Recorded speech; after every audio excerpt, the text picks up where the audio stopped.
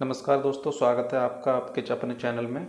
और आज हम बात करेंगे उत्तर प्रदेश से संबंधित वैकेंसियों से संबंधित स्वास्थ्य विभाग में जो वैकेंसियां पिछली निकली हुई थी और आगे आने वाली हैं उसके बारे में, और उसके पीछे की वजह। और भारत के प्रधानमंत्री श्री नरेंद्र मोदी जी ने भी इसके लिए मीटिंग की थी जो 2 मई को हुई है। उसमें जो निष्कर्ष निकले हैं और उसमें किस चीज़ के लिए मंजूरी दी है, तो इस वीडियो में हम पूरी बात करेंगे। वीडियो को अंत तक देखिएगा, सारी जानकारी आपको मिलेगी। चलिए शुरू करते हैं।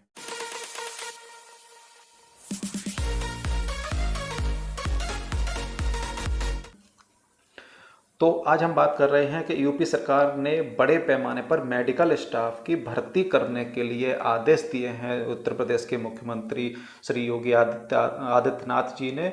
और इसकी पूरा पेपर में निकला हुआ है, ये हम पढ़ लेते हैं पूरा अच्छे से। मुख्यमंत्री योगी आदित्यनाथ कोरोना के खिलाफ लड़ाई में हर पल सुविधाओं और संसाधनों में बढ़ोतरी कर रहे हैं। योगी जी ने निर्देश पर अब प्रदेश में नर्स, वार्ड बॉय, सुपरवाइजर, चिकित्सक, अन्य पैरामेडिकल स्टाफ और स्वास्थ्य कर्मियों को बड़े पैमाने पर मानदेय पर रखने की तैयारी की गई है। यानी बहुत सारी वैकेंसियों का ऐलान करने जा रही है उत्तर प्रदेश गवर्नमेंट, जिसमें उनको मानदेय पर रखा जाएगा। और ये लोग तो आप लोग भी देख रहे होंगे, इस समय कोरोना का माहौल बहुत बुरी तरह से बढ़ता जा रहा है और स्वास्थ्य कर्मियों की भी कमी खल रही है इसके पीछे। और इसके लिए एक और बात बता दें, जो भी पुरानी वैकेंसियां थी जिनका रिजल्ट अभी तक नहीं आया है, जैसे 1400 और 2700 प्लस जो एनएचएम की वैकेंसियां थी, उसका जो रिजल्ट अभी तक नहीं आया है, तो उनका भी जल्दी ही रिजल्ट घोषित किया जा सकता है। क्योंकि ये जो नई वैकेंसियां निकालेंगे तो इनको भी पूरा करने पर इनको दबाव है, इन पर दबाव रहेगा। इससे पहले जो पुरानी वैकेंसियां अभी तक लटकी हुई हैं उनको भी इन्हें निकालना ही पड़ेगा। चलिए इसके बाद देख लेते हैं कि जो प्रधानमंत्री श्री नरेंद्र मोदी ने 2 मई को ह्यूमन रिसोर्स के ऊपर मीटिंग की थी अपने मंत्रियों के साथ में, तो उसमें क्या कहा था उन्होंने। एमबीबीएस व नर्सिंग के अंतिम वर्ष के छात्र दे सकेंगे सेवाएं।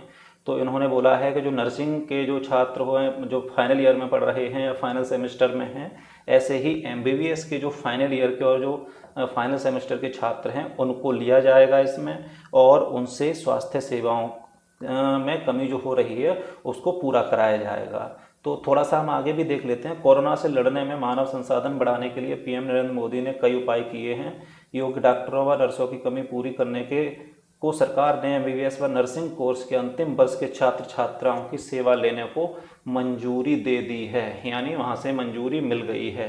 साथ ही नीट पीजी की परीक्षा कम से कम 4 महीने के लिए स्थगित कर दी है। यानी इसमें एक और न्यूज़ दी गई है कि जो नीट पीजी होता है, जो एमबीबीएस के छात्रों के लिए जो पोस्ट ग्रेजुएट यानी एमडी एमएस करने के लिए जो एक एंट्रेंस एग्ज़ाम होता है, उसको भी उन्होंने 4 महीने आगे बढ़ा दिया है, यानी पोस्टपोन कर दिया है।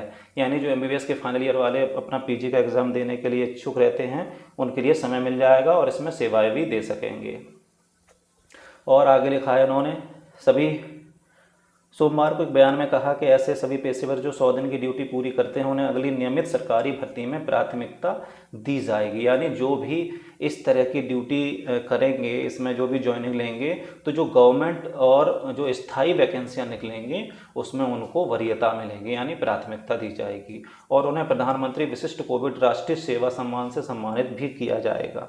बयान में कहा गया कि फैकल्टी की देखरेख में एमबीबीएस अंतिम वर्ष के छात्रों की सेवाएं कोरोना के हल्के मामलों में भी ली जा सकती हैं।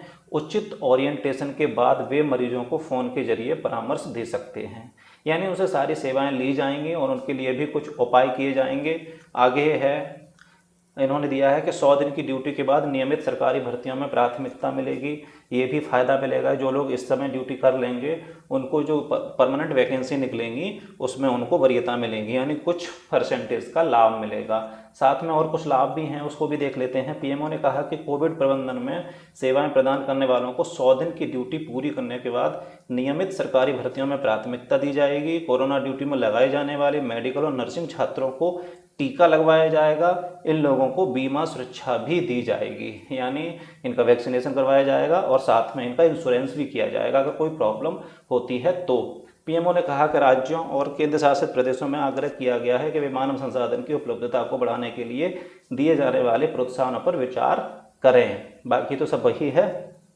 तो आगे देख लेते हैं, अंतिम वर्ष के पीजी छात्रों आगे पैराओं में है ये, व्यापक व सुपर स्पेशलिटी की सेवाएं बतौर रेजिडेंट डॉक्टर तब तक ली जाती रहेंगी जब तक नए बैच नहीं आ जाते। साथ ही डॉक्टरों, नर्सों और अन्य स्वास्थ्य कर्मियों के पदों पर कॉन्ट्रैक्ट के आधार पर 45 दिनों में भर्तियां पूरी कर ली जाएंगी। ये भर्तियां राष्ट्रीय स्वास्थ्य मिशन के नियम के आधार पर होंगी। देखिए मैंने जो बताया पहले वही निकला, यानी जो आपको NHM के थ्रू, नेशनल हेल्थ मिशन के थ्रू ये सारी वैकेंसियां होंगी और 45 दिनों के अंदर ही पूरी भी कर ली जाएंगी। तो जो भी डॉक्टर्स हैं, नर्सेस हैं, जो नर्सेस नई वैकेंसी का इंतजार कर रहे थे, वो लोग पूरी तरह से रेडी हो जाएं, तैयारी बना के रखें और जैसे वैकेंसियाँ आती हैं अपना फिलअप करें और ज्वाइनिंग लें। इस समय वैसे काफ़ी रिस्की है, लेकिन डॉक्टर्स हैं, पर स्वास्थ्यकर्मी हैं, तो उनके लिए ये रिस्की ध्यान है, क्योंकि आप लोग बने ही इसलिए हैं, तो इस पर कोई विचार करने की ज़रूरत नहीं है। आप लोग ज्वाइनिंग तुरंत लें। और जो पुरानी वैकेंसियाँ अभी अटकी हुई थी, जो वो भी नेशनल हेल्थ मिशन की हैं, यानी यूपी नेशनल हेल्थ मिशन की वैकेंसियाँ हैं, वो भी बहुत जल्दी उनका भी रिजल्ट आ सकता है। तो क्योंकि ये भी उसी के तहत होनी है, यानी राष्ट्रीय स्वास्थ्य मिशन के तहत होनी है, और वो भी पुरानी वैकेंसी हैं जिनका सब कुछ हो चुका है, रिजल्ट आना बाकी है, तो वो भी उसी संस्था से कराया गया है, तो उनका रिजल्ट पहले ही घोषित करने का इन पर दबाव पूरा बना रहेगा। तो उसका भी रिजल्ट आ सकता है, नई वैकेंसियाँ भी आ सकती हैं, तो ये खुशखबरी है।